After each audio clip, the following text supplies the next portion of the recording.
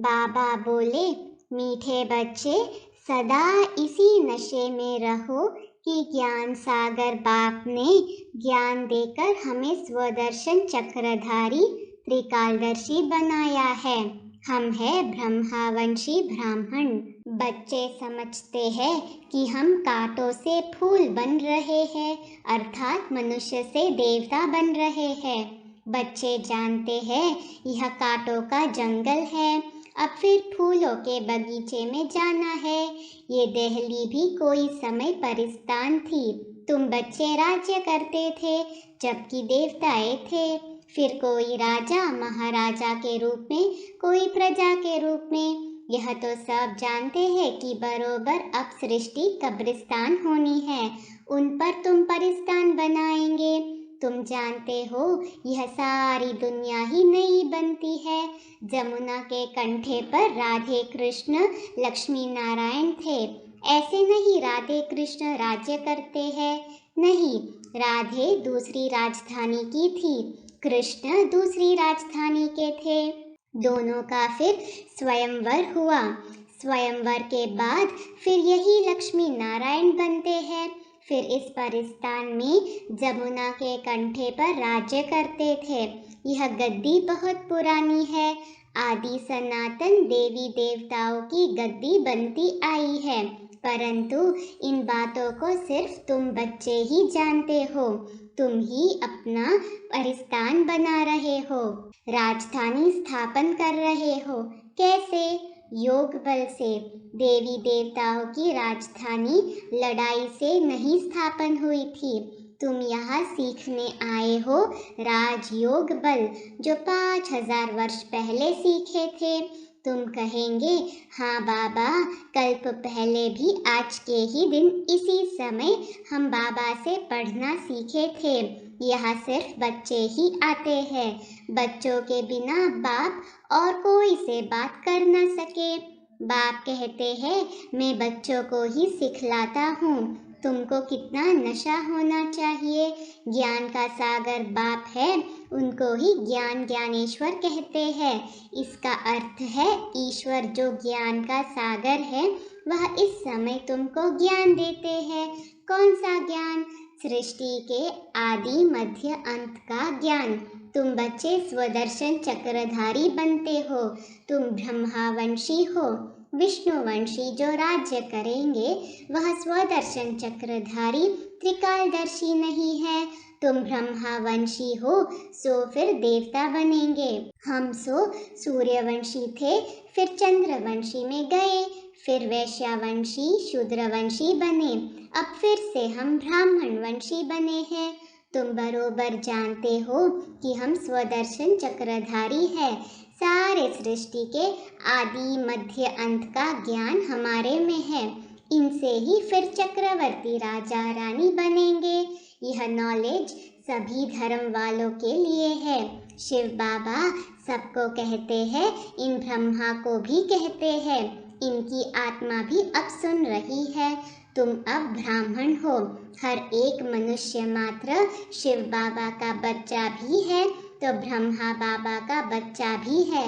ब्रह्मा है great great grandfather जिस्मानी, और शिव बाबा है सबका रूहानी बाप। शिव बाबा को प्रजापिता नहीं कहेंगे। शिव बाबा आत्माओं का बाप है।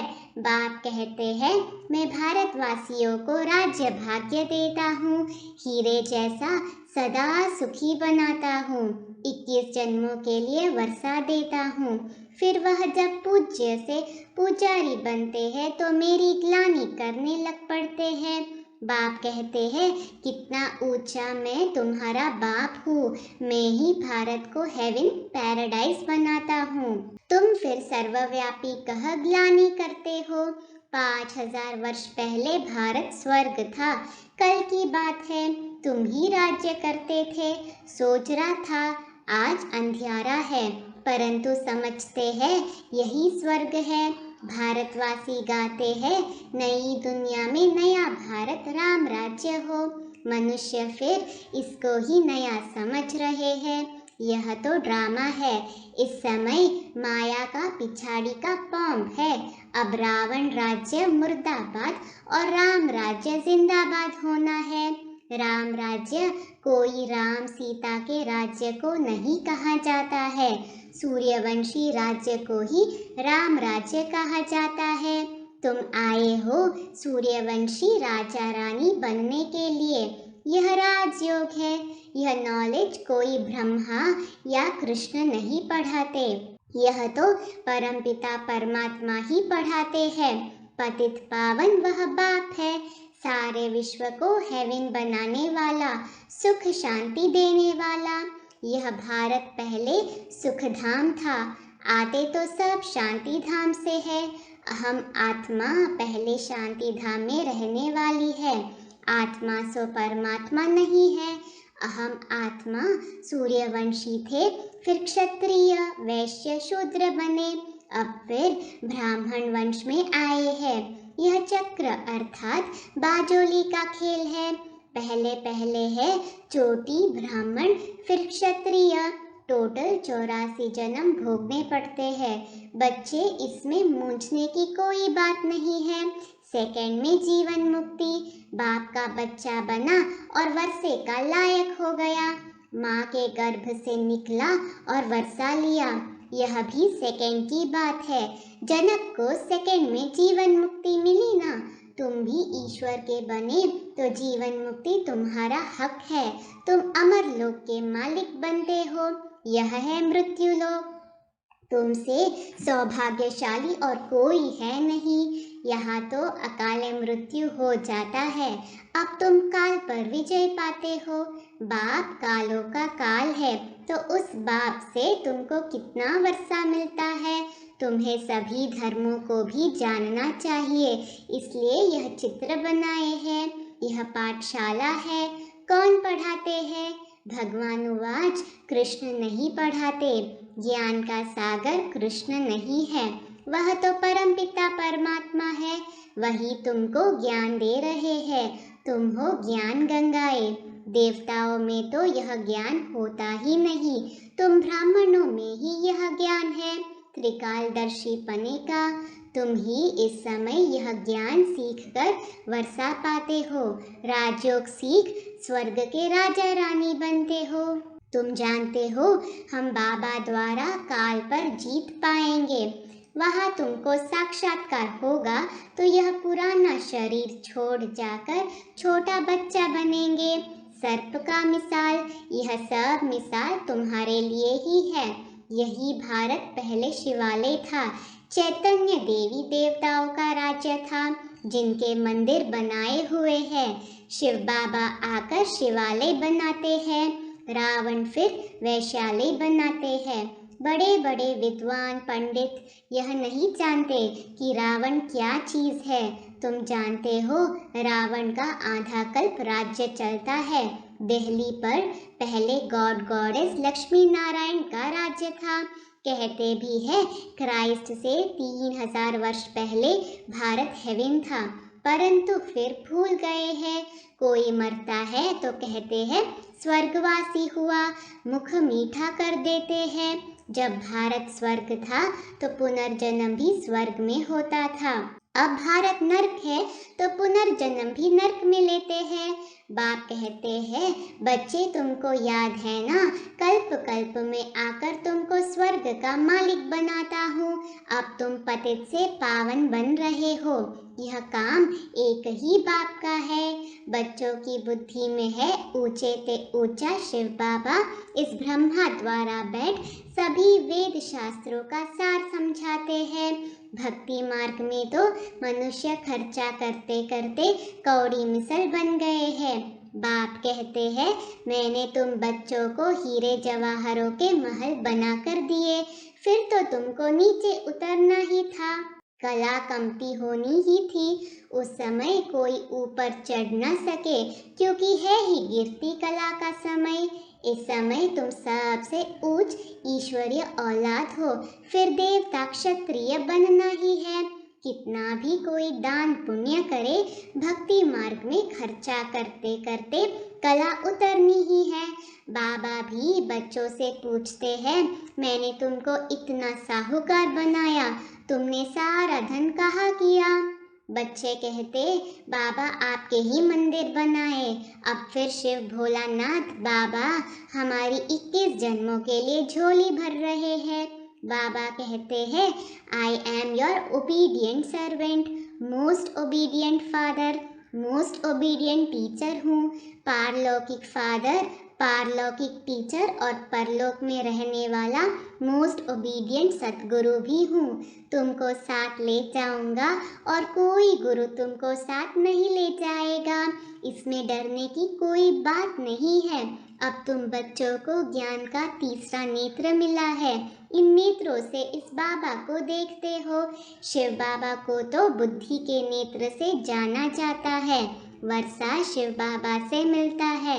इस ब्रह्मा को भी वर्षा शिव बाबा से मिल रहा है। ऊंचे ते ऊंचा है ही शिव बाबा, फिर ब्रह्मा विष्णु शंकर, फिर ब्रह्मा सरस्वती, फिर लक्ष्मी नारायण। बस उन्होंने कितने ढेर चित्र बनाए हैं। 6-8 भुजा वाला कोई है नहीं। यह सब है भक्ति मार्ग का खेल। Waste of time, waste of energy. वास्तव में सर्वशास्त्रमयी शिरोमणि है गीता। उनमें भी बाप के बदले बच्चे का नाम डाल एकज भूल कर दी है। यह भी ड्रामा है। सबका सदगति दाता पतित पावन एक बाप ही है। फिर दूसरा बाप है प्रजापिता ब्रह्मा, तीसरा है लौकिक बाप। जन्म बाय जन्म 2 बाप मिलते हैं।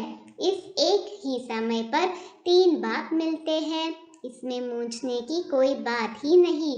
कहते हैं ज्ञान, भक्ति और वैराग्य। अब वैराग्य भी 2 प्रकार का है। एक है हद का, दूसरा है बेहद का। सन्यासी तो घर बार छोड़ जंगल में चले जाते हैं। यहाँ तो तुम पुरानी दुनिया को ही बुद्धि से छोड़ते हो। वह है हठयोग, यह है राजयोग। हठयोगी कभी राजयोग सिखला नहीं सकते। बहुत अच्छी अच्छी बातें समझने की है। तुम बच्चे ही इस समय कांटों से फूल बनते हो। पहले नंबर में तो देह अभिमान का बड़ा कांटा है। उनको बाप ही छुड़ा सकते हैं और कोई की ताकत ही नहीं। आज का वरदान है, परमात्मा प्यार के आधार पर दुख की दुनिया को भूलने वाले सुख शांति संपन्न भव। स्लोगन है, अपनी सर्व जिम्मेवारियों का बोझ बाप हवाले कर डबल लाइट बनो। मातेश्वरी जी के अनमोल महावाक्य। निराकार परमात्मा की अपनी साकार ब्रह्मा तन में प्रवेश होने की विचित्र तरकीब। देखो, परमात्मा ने यह अपनी तरकीब रची है, अर्थात अपना साकार तन मुकर्रर किया है, जिस प्रकृति का आधार ले आता है।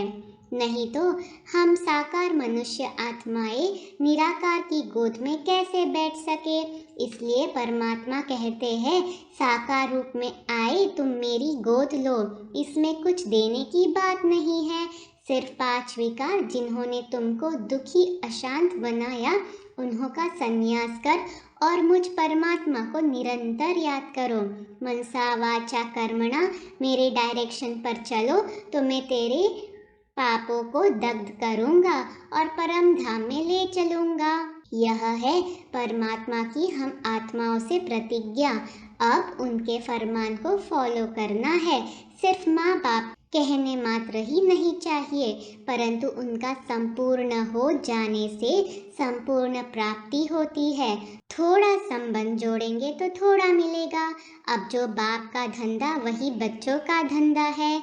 यहाँ फारकती की कोई बात नहीं। यहाँ तो 21 पीढ़ी तक उस प्रॉपर्टी को भोगना है।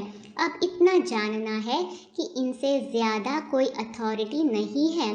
तभी तो कहता हूँ, मैं जो हूँ जैसा हूँ उस रूप से हमें याद करो।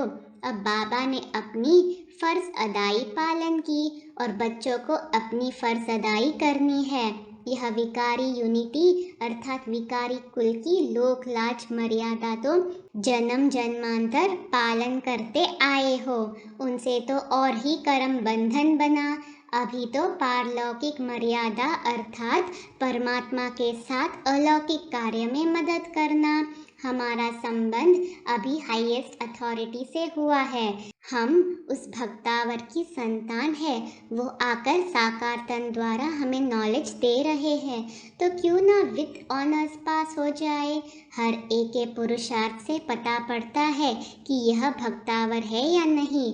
अगर कोई परमात्मा की गोद लेकर दाव लगावे कि हम उनके बच्चे वारिस हैं, फिर जाए फारकती दे देवे, तो ऐसे बच्चे को भस्मासुर कहेंगे ना। चढ़े तो ऊंच पद, गिरे तो भस्मासुर हो पड़ते हैं। अब यह याद रखना किसके साथ हमारा संबंध है, जिस संबंध में आने के लिए खुद देवताएं भी इच्छा करते हैं। ओम शांति।